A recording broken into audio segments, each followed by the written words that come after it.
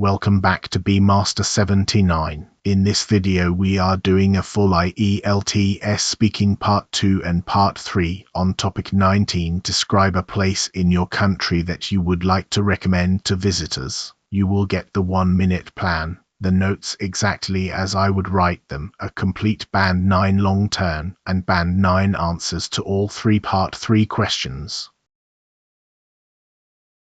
First, what you are actually being asked to do. In part 2 you get 1 minute to prepare, and then you speak alone for 1 to 2 minutes. You are given paper and a pencil, so use them. Silence during that minute is wasted marks. Part 3 is different. It is 4 to 6 minutes of discussion, and it is abstract. It is about people and societies, not about your holiday. Each answer runs about 40 to 60 seconds. Position, reason, example, and a limit.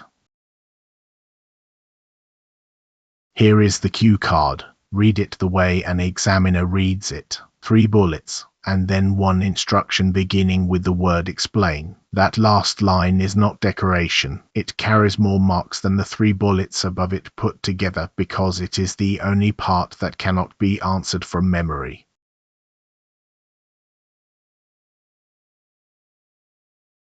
So here is how I would spend the minute. First, pick fast, not perfectly. Any place you can say 4 things about beats the best place in the country if you can only say 2. Second, write nouns, never sentences. You cannot read and speak at the same time. Third, load the last bullet because Y is where band 9 is 1. And fourth, plant 1 concrete story so the answer does not sound like a brochure.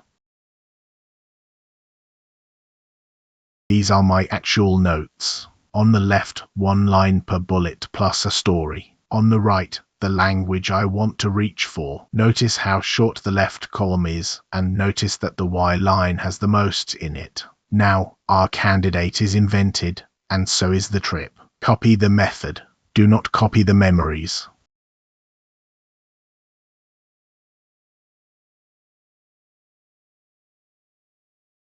Here is the long turn, 1 bullet at a time. What it is. The place I'd like to recommend is Hoi, an ancient trading town in central Vietnam. It's essentially a 17th century port that was left almost untouched by the war, so the old quarter is still a maze of mustard yellow merchant houses, a Japanese covered bridge and Chinese assembly halls, all packed into a few narrow, pedestrianised streets.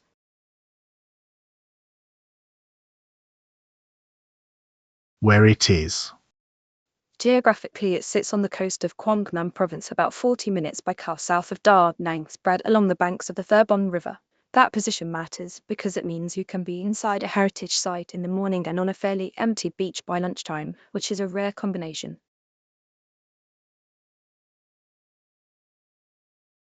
What people can do there. As for what there is to do, the town rewards people who slow down. You can cycle out through the rice paddies to Mbang Beach in about 20 minutes, take a cooking class where you buy your own herbs at the morning market first, or have clothes made to measure, because the tailoring there is world class and remarkably cheap by European standards. The highlight though is the full moon lantern festival, when the electric lights are switched off and the whole riverfront glows with silk lanterns and paper boats drifting downstream.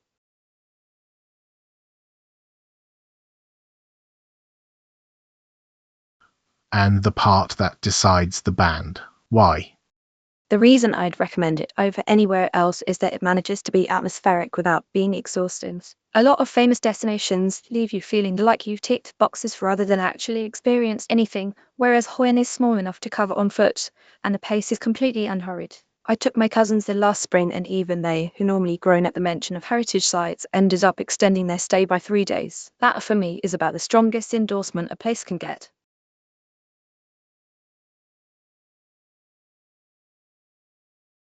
That is the whole long turn in one place, just under 300 words, which comes out at roughly 1 minute 50 at a natural speaking pace, so it sits comfortably inside the 2-minute limit. Pause the video here and read it aloud once slowly, then once at speed.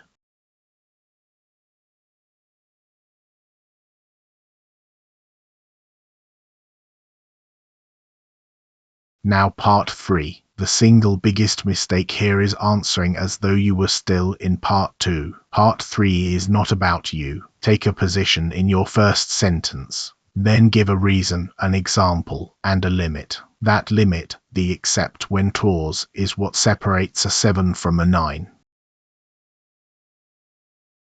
Question 1. Is it important to take photos while traveling? Before the answer, here is the thinking. Yes, but not for the obvious reason, and then a genuine limit at the end.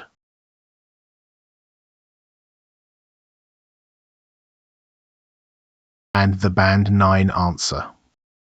I think it is, though for a slightly different reason than most people assume. The usual argument is that photographs preserve memories, and that's true up to a point. Human memory is notoriously reconstructive, and a picture anchors a detail you would otherwise lose. But what I find more valuable is that taking photographs changes the way you look at things. When you're framing a shot, you start noticing texture and light and small details you have walked straight past.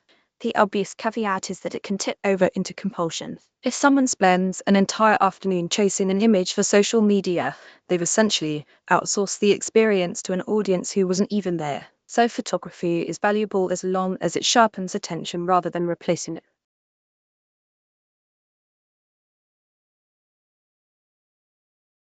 Question 2. Can you trust other people's travel journals on the internet? Notice that the answer is no, but it is not a refusal to engage. We still say what the material is good for.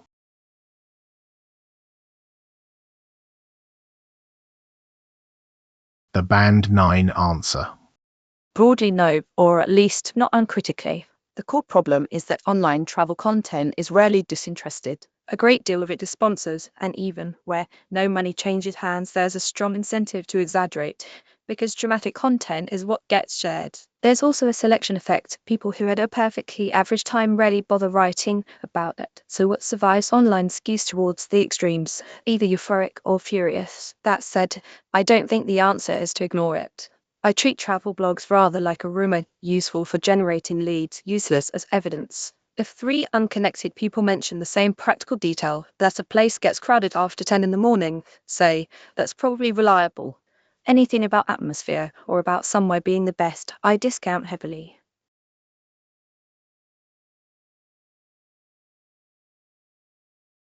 Question 3. What factors affect how people feel about travel? This one is a list question, so the answer is graded on organization. Group the factors and signpost the groups.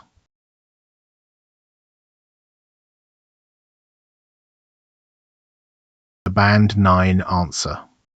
Quite a range, but I'd group them into 3 broad categories. The first is practical, money and time above all. Travel is fundamentally a luxury, and people who are financially stretched or working very long hours tend to associate it with stress rather than pleasure.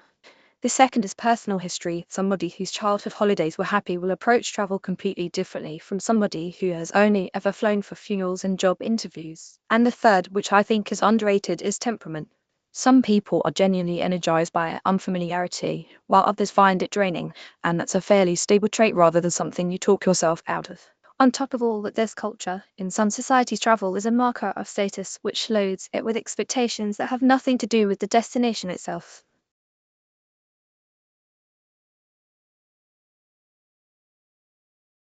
Here is the language bank from this topic. These are not words to memorize in isolation. They are whole collocations, and that is exactly what the lexical resource descriptor is looking for at the top bands.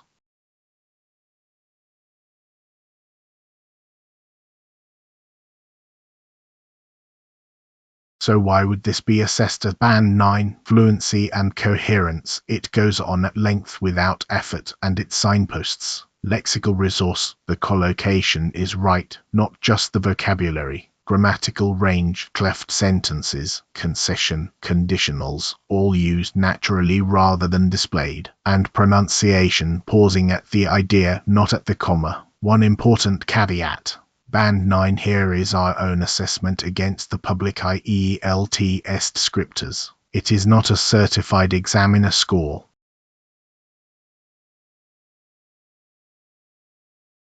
Your turn. Set a timer for 1 minute, plan this same cue card about a place you actually know, and then speak for 2 minutes without stopping. Record it. Then answer the part 3 questions, taking a clear position in your very first sentence. Put your why sentence in the comments. That one sentence is where the band is decided. Subscribe to Master 79 for the rest of the speaking series, and I will see you in the next one.